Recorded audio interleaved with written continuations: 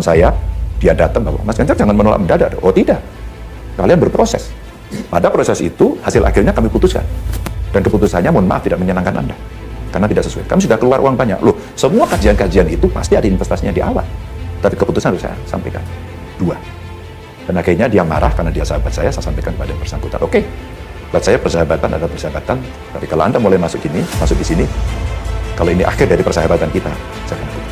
Ya. Yang oleh masyarakat ditentang. Ya. Karena dianggap akan merusak lingkungan. Betul. Ya, ini dalam konteks di Pegunungan Kendeng gitu ya. Ya, semen Rembang.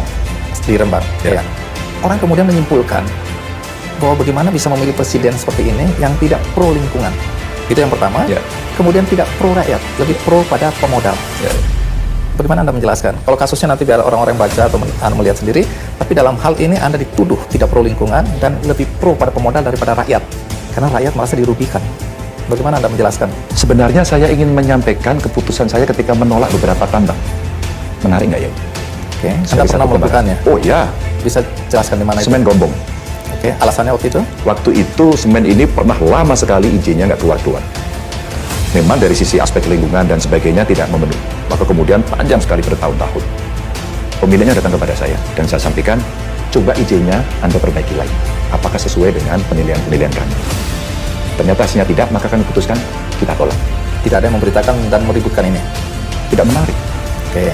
Maka dalam acara Weekend Leader Project ini, Pak ceritakan. Ada tambang emas di Wonogiri. Tambang emas di Wonogiri ini menurut saya, dari hasil penilaian lingkungan, juga ini tidak layak. Kemudian akhirnya kami tolak. Dan kami didatangi, ditelepon oleh pejabat, oleh teman saya.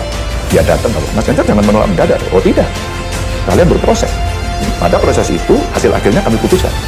Dan keputusannya mohon maaf tidak menyenangkan Anda karena tidak sesuai. Kami sudah keluar uang banyak loh. Semua kajian-kajian itu pasti ada investasinya di awal, tapi keputusan harus saya sampaikan 2.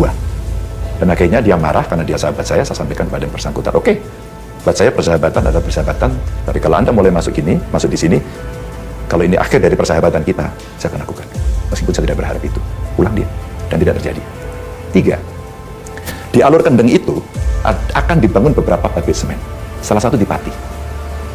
Izin dikelola oleh Pemkab, sudah dikeluarkan. Lalu ada gugatan juga, cukup ramai sebenarnya, tapi lebih ramai Rembang. Yang di Pati ini akhirnya sampai ke Mahkamah Agung. Apa putusan Mahkamah Agung? Pabriknya menang, tapi sampai ini tidak berani. Dan terakhir saya kasih contoh, sahabat saya pernah menjadi pejabat tinggi di DPR, dia pimpinan, dia telepon saya yang menyampaikan, Mas Ganjar saya mau bantu investasi di Jawa Tengah. Siap bos. Apa? Saya mau bantu pabrik semen. Kalau yang lain saya usah bantu, tapi kalau itu tidak. Cerita ini saya sampaikan dan dia marah-marah kepada saya. Anda ini ternyata orang nggak jelas. Masa saya mau investasi ditolak itu? Saya tidak menolak. Saya kasih ruang investasi di tempat yang lain, tapi tidak di pabrik semen. Karena menurut saya cukup. Dan disitulah saya bicara isu lingkungan. Sehingga kalau kemudian kita bicara in case pabrik semen Rembang, itu sudah terjadi sebelum saya. Baik. Tadi penjelasan Anda cukup jelas ya, mudah dipahami. Lalu kenapa yang pabrik semen di Rembang ini kemudian Anda izinkan, bahkan Anda melawan suara rakyat yang menolak? Di situ memang ada kalimat-kalimat Anda yang saya lihat, Anda mempertanyakan berapa jumlah orang yang setuju dan berapa jumlah orang yang tidak setuju. Kenapa sampai Anda berjuang seperti itu untuk mengizinkan pabrik semen itu? Apa bedanya dengan yang lain-lain tadi? Berbeda, jadi izin ini, izin lokasi, kemudian lingkungannya ada di provinsi. Jadi satu persatu saya buka kembali karena izinnya sejak awal sudah keluar duluan. Maka kemudian ada gugatan dan kemudian ada putusan hakim yang mengatakan bahwa harus ada revisi. Intinya itu. Lalu saya telepon Mahkamah Agung. Apakah artinya pabriknya batal? Kalau ya saya tutup. Kemudian tidak, karena ini putusan PT UN. Karena putusan PT UN, maka beberapa itemnya itu kalau Anda perbaiki maka sudah sesuai. Apa itu? Delineasi. Jadi luasannya dikurangi. Kedalamannya dikurangi, tata cara penambangannya diperbaiki pada 3 hal itu. Ketika kemudian itu dilakukan, maka sebenarnya sudah memenuhi syarat agar kemudian tidak terjadi eksploitasi. 2, tertarik sebelumnya. Sasuan kepada almarhum Yai Maimun Jubair, Mbah Mun. Mbah, apakah betul pabrik ini dulu Mbah yang meminta? Iya Pak Gubernur. Iya. Kenapa Mbah? Karena di sini terjadi illegal mining.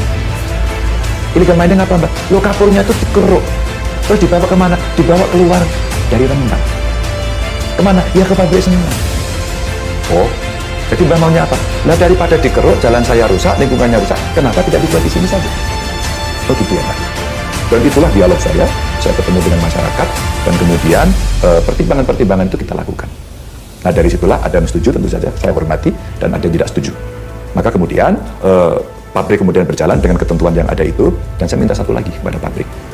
Waktu itu dengan Menteri BUMN saya sampaikan, rakyat dapat apa dari pabrik ini? Ya nanti akan dapat CSR, saya tidak mau. Bisa nggak kemudian rakyat dapat saham? Waduh, Pak Ganjar ini udah TBK, tidak mungkin. Yang bisa adalah kalau kita buat semacam anak perusahaan, dan dia bisa mendapatkan saham. Dan sekarang 6 desa punya saham. Anak usahanya apa? Anak usahanya itu ada supplier untuk di pabrik semen ini, dan sudah berjalan.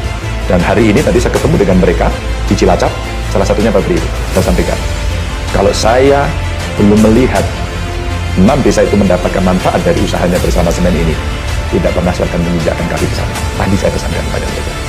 Jadi sebenarnya dari sisi perhitungan pro lingkungan lah, katanya tidak pro rakyat, kemudian pro investasi, kami bisa memahami situasi pro kontra itu, tapi itulah sikap yang kemudian harus disampaikan. Dan kami jelaskan satu persatu kepada masyarakat dengan dialog yang berkali-kali.